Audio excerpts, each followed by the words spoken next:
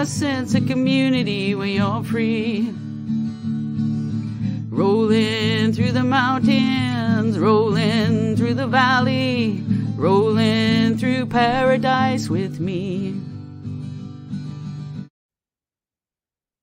Good morning, everyone. Well, I'm so pleased to have with me in my Zoom room, Yamott Charlie. Yamott, yes. Yamott Charlie. Sorry, that's her Indigenous name, and I'm, my tongue is not familiar with the names and the words, right? So yes. Sometimes it's a little difficult. So first of all, thank you so much for being here. I really appreciate you coming here. Yeah, thanks for the invitation. Yeah. So first of all, I just want to ask you like a little bit about who you are.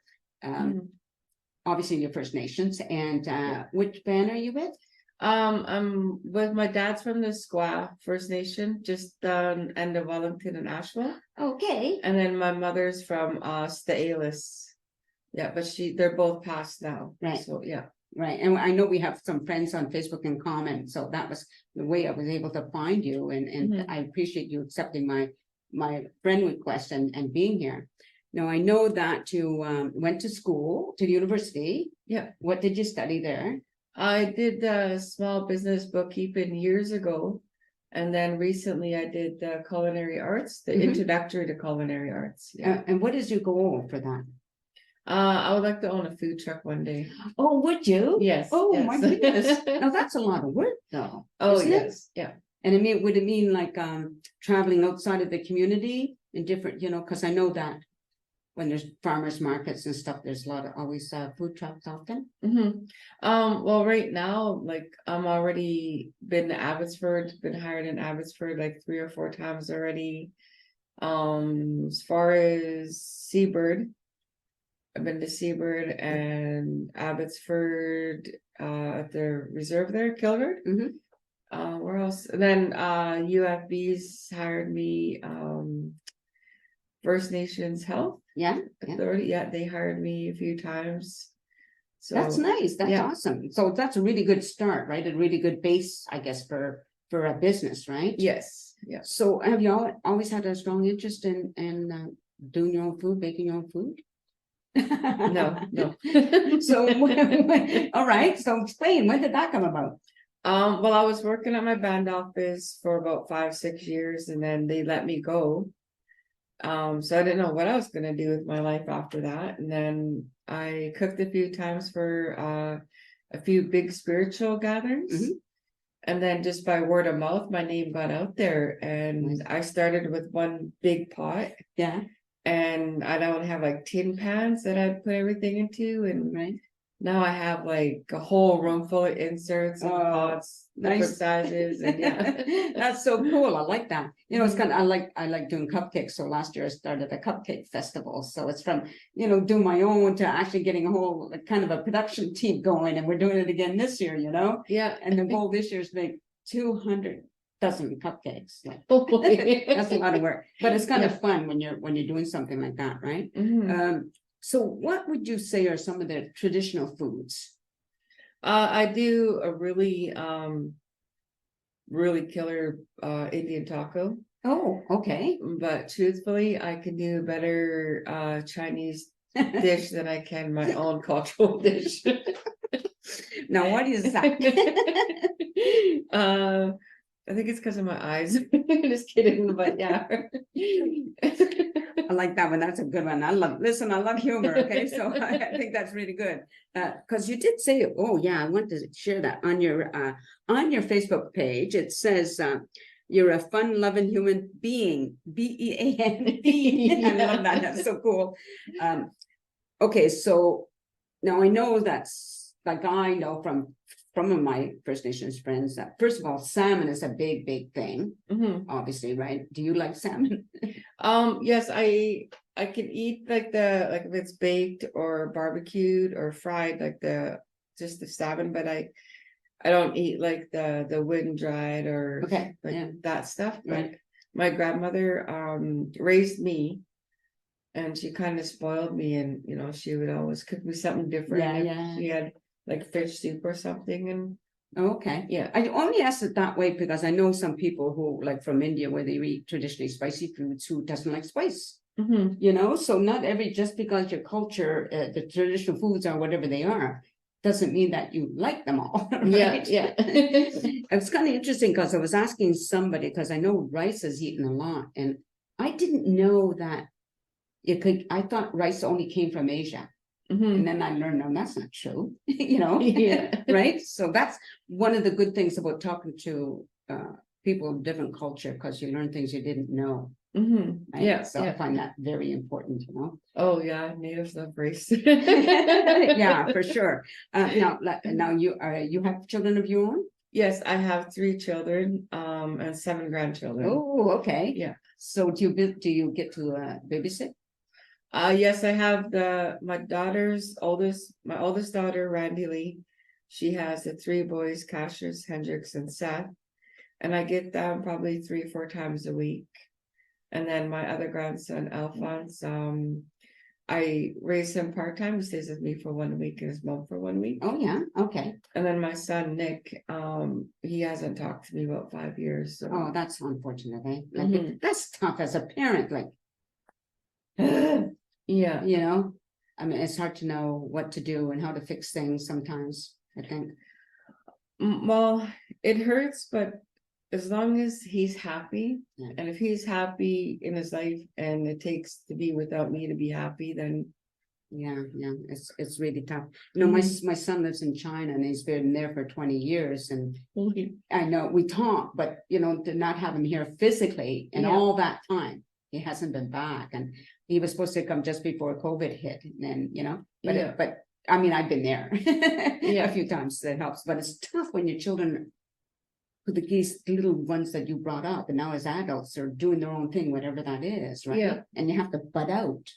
Sometimes, even when you might want to interfere. Kids are selfish because they want to control their own lives. How dare they? So can I ask you, like, on your reserve, like, what are some of your spiritual traditions? Oh, there's lots.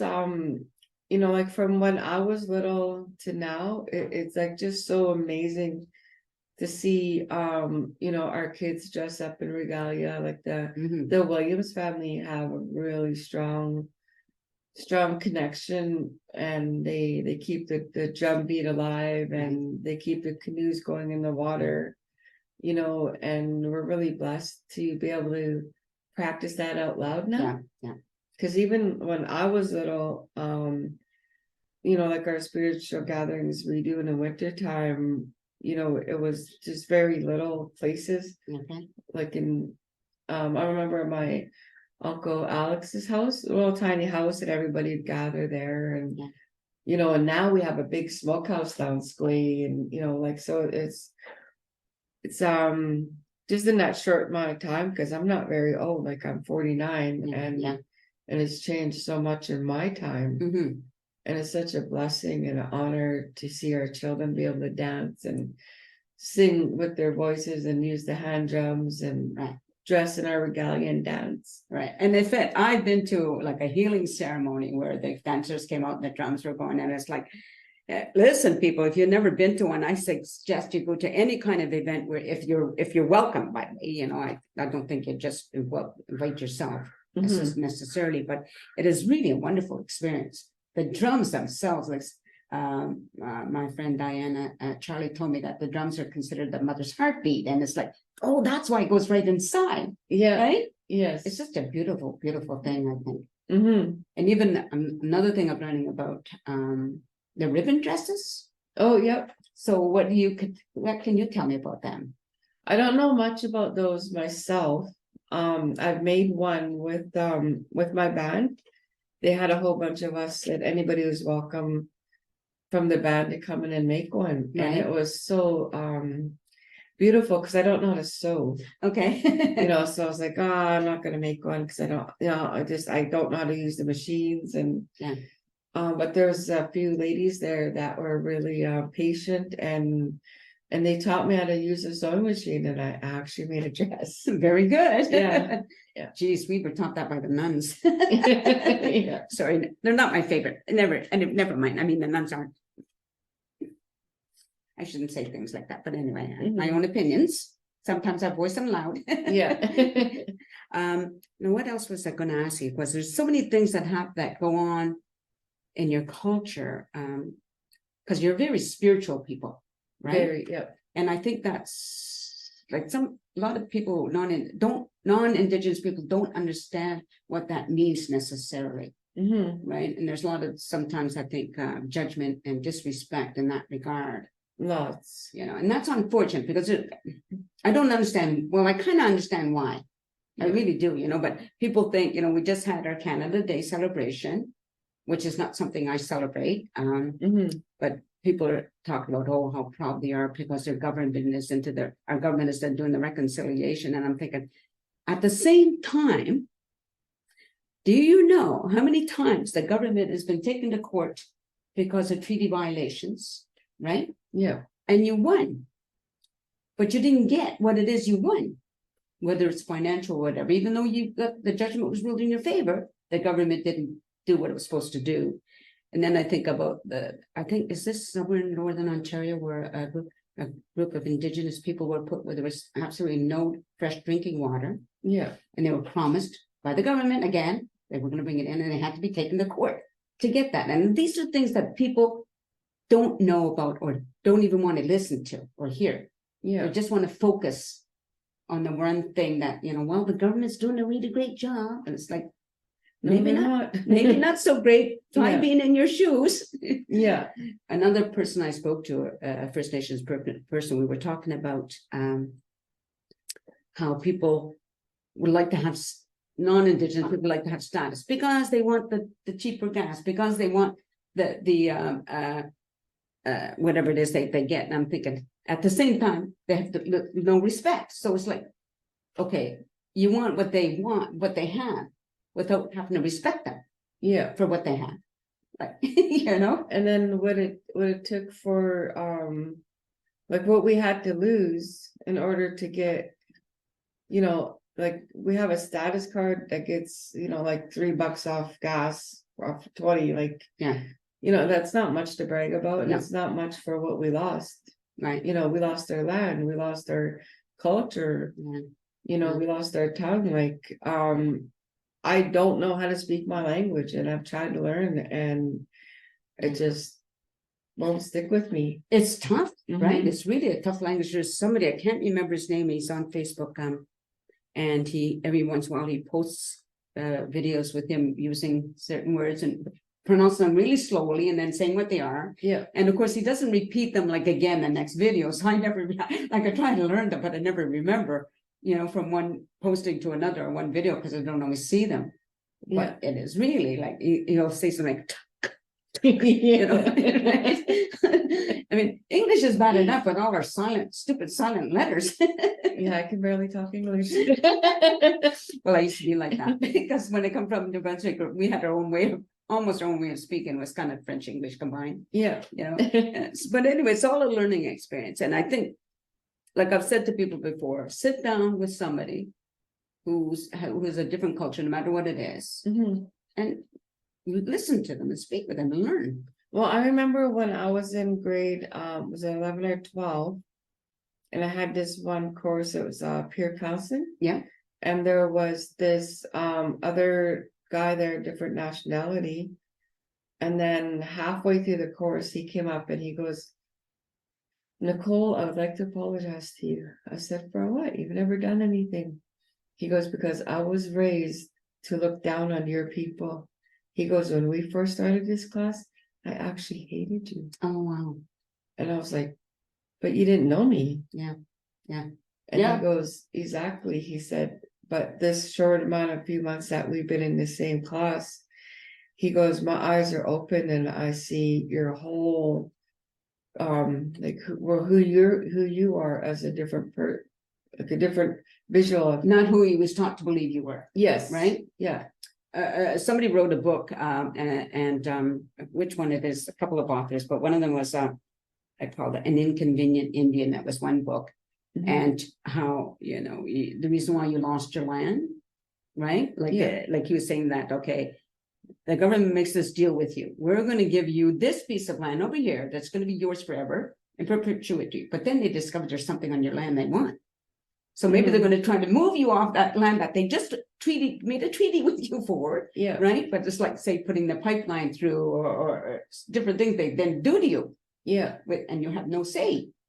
So which is it? You know? Yeah. And those are another things that people who are not First Nations don't understand about. It's you're trying to work with the government. Yeah. But what they're doing is like, it's like being stabbed in the back, I would suppose, right? Yes. Yeah.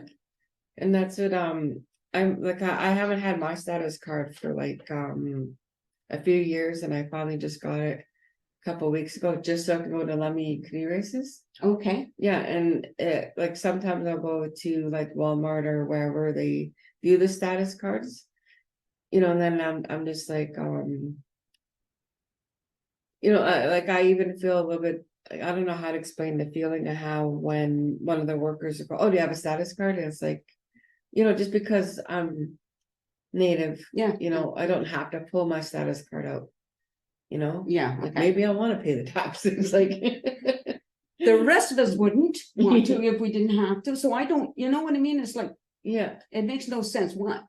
Those of us who say, I wish I had a starter card. That's the whole thing, is so they wouldn't have to pay that tax. That's exactly what why they would want one. So why wouldn't you use it if, they would, yeah, if they had one? That's my thinking, right? yeah, And they have no right to judge. That's another thing. yeah. And that's the whole thing, is like, it's like, I always feel like we're judged, or if we use it or don't use it or whatever. It's just like, they're still always looking down on us no matter what. Yeah. That's why I encourage people to get to know you, because I know many now. Yeah. Fortunately, I've been very, very makes me feel special. I don't know, but it does. And I've learned a lot, and I've learned about your US and your people being you have this beautiful quiet calmness about you, which is something I truly appreciate. Because I come from a crazy violent family, so we weren't used to that calmness and that certain beautiful aura that you have, right? So by the way, I learned that you're a Libra, right? Yes. So my son's a Libra, so I get that. So tell me about being a Libra. I really crazy. I like that. I like crazy. My grandkids are just like Alphonse, if I say anything funny or do something quirky or something, he's like, Grandma, I think you need to go to the hospital. How old is he? He's 9. Yeah. That's fun to with that. What to get those kind of comments from them, right? Yeah. I find very determined. My grandma's always said that about me, even when I was little. You're very determined, like you won't give up, like, and what else about Libras? Well, it's just about myself, I guess. Very honest, trustworthy, and just nothing will ever take my smile away. I've had a really hard life. Yeah, imagine that. But I choose to be happy for the rest of my life. So yeah, that's what I was saying. On we just lost one of my family members, and I'm one of these people who always looks for a way to smile or to have a laugh. Yeah, because you can't stop those things. You can't prevent them, right? Yeah, you can't change it, but you're going to move on. So you may as well move forward with a smile if possible. Share it with somebody. Yeah. Like you come in here and you have a beautiful smile and you have dimples. I'm so jealous. Dimples are cool. Do you have brothers and sisters? Oh God, a whole bunch. Me too, so I get that. On my dad's side, there's my older brother Stick, then me. We lost my sister Danelle, and then there's my brother Dan, Dodie, Arlene, and we lost my sister Christine, my sister Caroline, and then we lost our little brother Frankie. And then on my mom's side, there's my older sister Mel, she's in Montreal, and then me, and then my brother Lee, sister Francine, and then my mom adopted 4 sisters. Oh wow! Yeah, Oh, why did she do that? They were in her care, Yeah. and then she just adopted them. Oh, okay. Yeah, so one of my sisters was only 5 when she went into my mom's care. Oh, my goodness. Yeah. Wow. That's quite a big blended family, Mhm. right? I thought we were big. We were 12 children. Excuse me. And the 3 oldest were our half siblings. Mhm. So same thing. My father's married and had 2 children, and my mother had 1 child, and they met and they had the rest of us. And then we've lost a few too, which happens because I'm like the 3rd youngest, so I'm already 75. So obviously the older ones are, Mhm. the way it is. I'm trying to think what else I was going to ask you. Yeah, they're all half siblings, all of them. Oh, every one of them. Yes, I call them all my half-assed Wow. brothers and sisters. Yeah. Well, that's all right. My children were born. Their dad and I weren't married, so my daughter likes to tell people she's a bastard by birth, while other people have to earn that title. Yeah. Excuse me. I use sorry, people. I like to be blunt.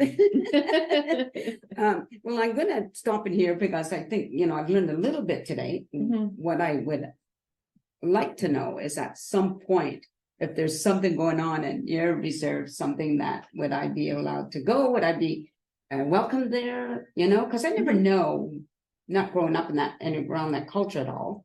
Well, if you ever hear about the pull-up, I cannot say their names, the dancers, Yeah. and they have big gatherings, the warrior dancing at the band office, Mhm. it's open to anybody. Oh, okay. Yeah, so if you ever see the flyer out, Yeah. just come on down. Oh, that'd be nice. Yeah. Yeah. And I'd have to go with somebody. I'm very socially shy. Believe it or not, I have social anxiety, so I Mhm. would like to do more, but it's difficult for me when I'm trying. Yeah. As long as I have somebody on my side, beside me. Anyway, thanks again for coming here. I appreciate that. Yeah. And I'm gonna have to learn to pronounce your name again before I end it. Yamott. Yeah. Thank you for that. Thank you for everyone. This wasn't a long interview, but it's about getting to know other people and other cultures and being respectful, because unless you know who they are, where they come from, their background, whatever, you really don't have any understanding and you have no right to judge. So on that note, take care, everybody, and peace out. A sense of community, Chilliwack's a place to be. A sense of community when you're free. Rolling through the mountains, rolling through the valley, rolling through paradise with me. It's multicultural, you're sure to see it all. Chilliwack's the place to be, you'll see. Come party in the park, go dancing after dark. Chilliwack's the place to be, you'll see.